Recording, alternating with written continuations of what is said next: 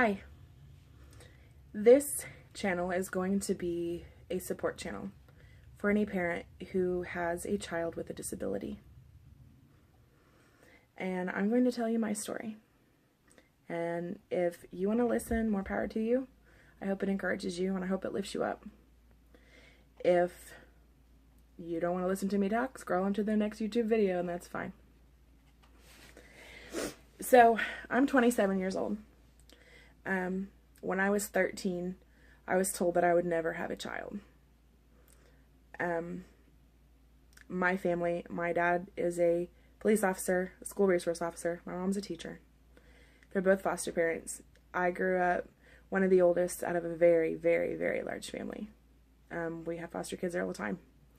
And I was always accused of being the mother hen, always picking up on my little brothers and sisters. Hell, I have one brother that didn't learn how to walk when he should because I was too busy carrying him all the time. But growing up with a large family, I always wanted a large family myself. So not being able to have a child was devastating to me. I remember, when I was 18, I got married, and every single night I was on my knees praying. I was praying and begging the Lord to give me a baby. No matter what, just give me a baby. I promise I'll be a good mom. I tried to make every deal that I could just to have a kid. I wanted to be a mom. I love kids, I love family, and that's just what I've always been about. It would kill me when I would, go out in a public place, or I'd go to church, or I'd see a friend that had a kid, and sometimes I'd look at them and be like, oh my God, they're dirt balls.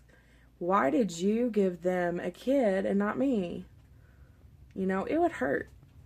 I'd have a new friend that's like, oh, I'm pregnant, oh, I'm having a baby, and I'm just like, okay, I don't care. It's just because it hurts so bad. Well, 3 years we tried, and then one day I don't know, something was different. And I took a pregnancy test, ended up taking about 17 more, till I believed that I was actually pregnant with a child. 9 months later, I delivered a little boy, 4 pounds, but healthy. Got to take him home right on time. His name is Austin. Now I have 2 other kids besides him, but this story is mainly focused on him. Ever since Austin was little, we've had problems. We've had emotional problems. We've had problems where he doesn't sleep. We have problems that he was only sleeping 10 minutes a night. We had problems that he was real fidgety, he wouldn't sit still, he wouldn't do nothing. And he was just flat out high-strung 24/7. Well, it was a struggle. It has been a struggle. It's been a long road. But one night in the middle of the night, Austin was probably about 3 or 4. Austin was up all night like normal, and I had fallen asleep. And he came and woke me up, and he said, Mommy, I'm bleeding. And I'm like, oh my God, what happened? I look at his hand, it's covered in blood, and I'm like, oh my God, he's got hurt on something. What is wrong? And he's like, I was trying to make breakfast for you, and I was trying to cut an orange, and I accidentally cut my finger with a knife. And I was like, oh my God, you're not supposed to be in the knives, you know that.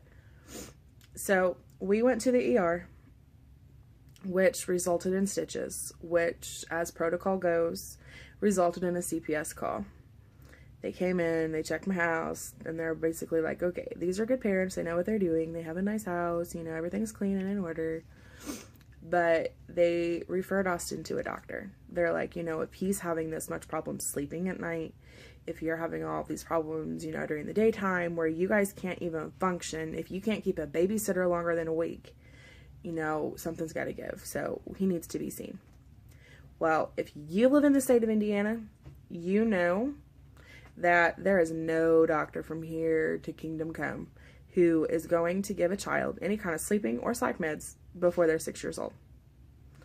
Which we really probably could have used some sleep meds for him when he was about 3, because 3 years of it was enough. But we went ahead and had 6 years of it. But he's our kid. What do you do? But we had issues after issues after issues after issues. They finally got him a doctor, and we've tried all kinds of different medications. I mean, antipsychotics to stimulants to non-stimulants to everything you can imagine. They even had this kid on Haldol.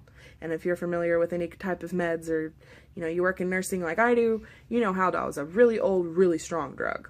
And he had horrible reactions to all of these drugs that he's tried so far. And we're just about to the point where there's no more medications to try. My worst experience was when they put him on Zyprexa, which is an antipsychotic and the only antipsychotic he's ever been on.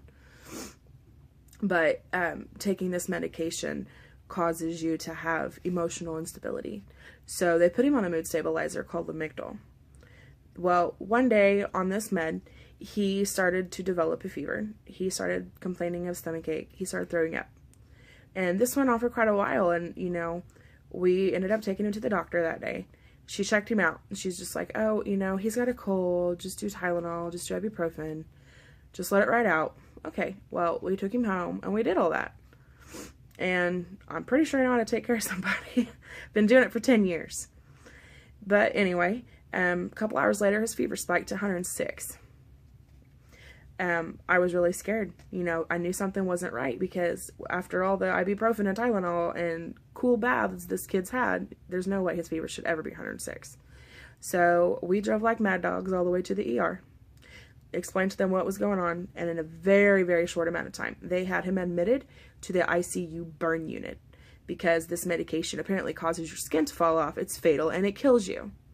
And the doctor in there is like, if you would have waited one more day, your kid might not have made it. So that was probably the worst experience we've had with his medications so far. But it is really difficult to be a mom of a child that has a disability.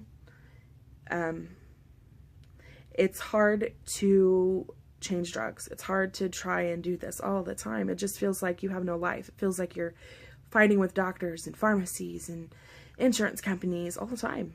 Like, I'm pretty much on a first name basis with all of our pharmacy techs in the town where I live, because they know my voice when I call, because it's something else.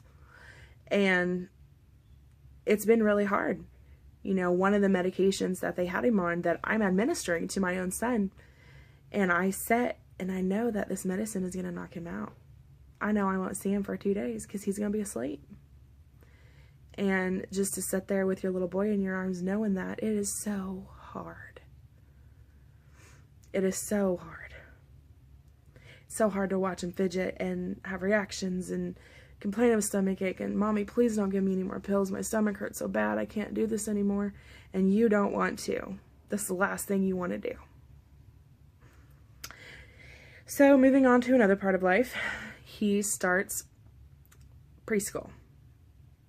Just about every day I'm getting a phone call. And this is after years of not being able to keep a consistent babysitter, because babysitter will quit after like 1 week with this kid. And we have 2 other kids, but they can't even handle Austin by himself. And I'm kind of thinking, well, welcome to my world. I've been doing it for years, trying to work, trying to, have a life, trying to do anything, trying to find some way to solve this problem. I'm trying to find some way to help him. But the teacher at the preschool was calling us on a daily basis almost, and she's like, okay, we got problems here. This kid will not calm down. He's interrupting, he's disruptive in class, he's having breakdowns. We just can't do this. So it was a really bad struggle, and he was on medicine at that time still. And it was almost to the point, well, it resulted in him getting kicked out of preschool. And I mean, it's not like we weren't doing anything. I don't know. There were some days still I feel like, I'm just a bad mom. There's just something I'm not doing right. And we have rules. I mean, you get in trouble at school, you get in trouble at home. That's a rule in my house. There are consequences. And there's rules, and you will abide by them. But I am a firm believer in spending more quality, loving time with your kids than you do punishing them. So, anyway, my worst fear in the world comes, and it's time to start kindergarten. And I'd already kept him back a year because I knew he wasn't ready. He goes to kindergarten. First week he comes home, Mom, I was on the bus, I was in the front seat on the last stop, and at every other kid stop, every kid that walked past me hit me in the head with their backpack. And I have a really bad headache. And I'm like, oh my God, like, you've got to say something to your bus driver. I'm like, you can't let people treat you like this. I'm like, how long has that been going on? He's like, since the first day of school. Okay, well, I can tell you this much. I talked with this bus driver, and she is an amazing woman. This woman, I mean, I can just see in her eyes the way she treats my son. I know she honestly has a passion and she loves him. I can see it. The way she just hugs him, I mean, I can tell. She really, really favors him and she's good to him. She went above and beyond to accommodate for my child. She put a car seat and got it installed in the bus, and Austin sits right behind her so she can keep an eye on him and make sure no one else is hurting him, and he's keeping his hands to himself. And she even went out with her own money and bought toys that he can play with on the bus, and she gets him stickers if he's good on the bus, and she just makes our life nice. Because if you have a kid with a disability, you know that the entire world treats your kid bad. They treat them differently. Not saying everybody, but most people. We go to church, other kids treat him bad. I've seen adults treat him bad. And my son is not a bad kid. If you met him, you would fall in love with him in just a few short minutes. He is very, very lovey-dovey. He always wants to be in your lap. He always wants to touch your face. He always wants to kiss you. He's just so downright good-hearted. My kid is the sweetest kid in the world. And part of me thinks he is way too good for this earth. I've watched him struggle, and he's even sweet and goes out of his way to do nice things to the kids who persecute him. So I know I've done something right. So anyway, if you're a bus driver and you don't think your job's important, listen up. It is important. Just you few people who go out of your way to show our kids love means the world to us. Because everywhere else in life, they get treated differently. They get stared at. They get mocked. They get name called. So just one person going out and above to do something nice for my kid means so much to me. You will never know how important you are and how much I respect you. Anyway, my kid is sweet. He's the sweetest person in the world. He will give his lunch up at school to somebody who wants it, and he'll sit there hungry. And my son is tiny. He's so little for being almost 7. He's real little. And a lot of that's because of his medicine. Different meds make him not want to eat, so he's underweight for his age. And we have to give him like supplement shakes and vitamins and all kinds of stuff. But just to know that he would do that to try to make a friend, God, that hurts. That hurts. My son has he had these old pair of rowdy tennis shoes, and they were so, like, gross. He's a little boy. He's hard on shoes. And they were so gross. His shoestrings were falling apart. I mean, his feet were probably, like, hanging out of these things. And I'm like, dude, we gotta get you some new shoes. We go shopping for some new shoes, and he finds these little orange and gray skater shoes that he likes. They were kind of pricey, but I bought them. Like, if this makes him happy, that's what we're gonna do. We're gonna see a smile on his face for once this week and get him the shoes. And then weeks go by and I notice he hasn't even taken them out of the box. I'm like, why aren't you wearing your new shoes to school? I'm like, why are you wearing your old ratty nasty shoes that I wanted to throw away? He's like, well, Mom, he goes, there's this little boy at school whose mom just bought him a pair of shoes that look just like my old ones. And he said that if I wear these shoes to match his every day, then we could be friends. My son comes home crying every day because he doesn't have any friends. And he has a younger sister who he adores, and he is so close to her. And they're like a year apart. She's a year younger. We're sitting at the dinner table at night, and she's telling us about all the good times she had at school and all the friends she made, and how her and her best friend want to have a sleepover. And Austin loves her so much that he doesn't want to discourage her happiness, but I watch him, and he puts his head down, and you can just see his face drop, because even as happy as he is for her, he hurts just hearing that. He hurts because he doesn't have any. And he tells me, Mom, I'm so nice at school. He's like, I know I can't control it sometimes and I can't calm down sometimes, but he goes, there's a lot of days I try so hard and I'm really nice, and the kids still don't like me. And as a mom, that is so hard to hear. It's so hard to hear that people don't like your baby. And Austin's different. And that's what I love about him. He's one of my very favorite people on this entire planet, just because of the size of his heart. And the sweetness and the kindness. You can just feel it. And he's incredibly smart. But he's OCD like crazy. Like, in the mornings before school, if his socks aren't on his feet like perfect, like the lines on his socks have to be matched up perfectly with the knuckles on his toes. And if they're not, he's gonna have a meltdown before school even starts. If you cook him dinner and any of his food touch on his plate, he won't eat. He'll have a breakdown. He'll just sit there and he like freaks out. Like, there's a lot of accommodations that I have to do at home that if I just threw him out in public, nobody would even know where to start. And I'm not sure if that's just because he's spoiled, but you know what? This is his safe haven. I'm his safe haven. I'm his mom. It is my job to provide that for him. But I'm just interested to know your stories too. I'd like to know the things that you struggle with, the things that have been the hardest, the things that meant the most to you. I want to know those things. And I'd like to maybe feel not quite so alone myself. But the things that I have learned from this is that no matter what, he is still my baby. Every time he's hurt and I have to sit and witness it, it is like the devil's corporal punishment.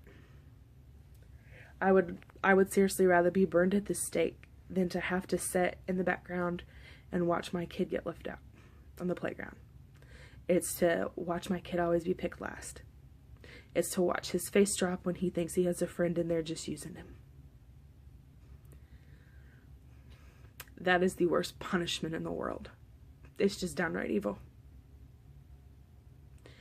But one thing I've learned is it does not matter how you feel. It doesn't matter if you're sick. It doesn't matter if you're puking. It doesn't matter if you just pull an 18-hour shift. Your babies come first. Their needs, that comes first. Second of all, don't take anything for granted. Even when you notice somebody doing just the smallest thing to try to make a difference and try to be loving, take it. Just take it. And you got to find it in your heart to, this is the hard one. You have to find it in your heart to forgive the people who hurt your babies. That is the hardest part for me because I want to rip their heads off. I hate them. But I have to let it go. And I have to pray a lot. Just not to be bitter. Because trust me, there's nothing more in the world that I would rather do than to lock myself in my house with my baby for the rest of his life. Just to keep him happy and safe. And not ever to be hurt. But I can't. Because he's got to learn to cope. He's got to learn to cope now because I won't always be here. Just love your kids and don't give up on them and don't stop. Even if you have to paddle up against the current up this stream, just keep swimming. Be like Dory and just keep swimming. And be thankful for the good people that he has. But anyway, I'd like to hear your stories. And if mine touched you, let me know. And if you have any suggestions, feel free to comment below. Anyway, have a good night. Thanks for listening.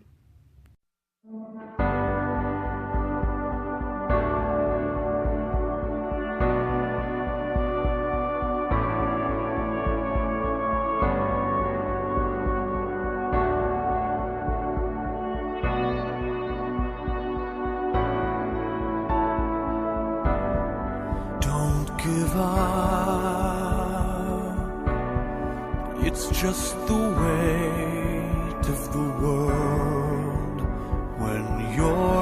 it's heavy, I will lift it for you. Don't give up, because you want to be heard. If silence keeps you, I will break it for you. Everybody wants to be understood. Well, I can hear you.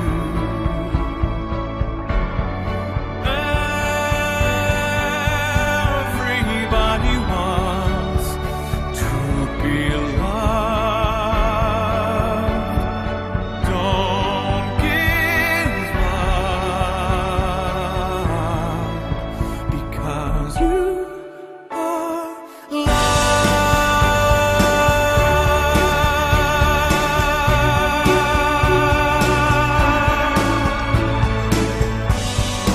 Don't give up.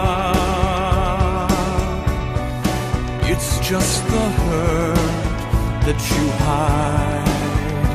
When you're lost inside, I'll be there to find you. Don't give up,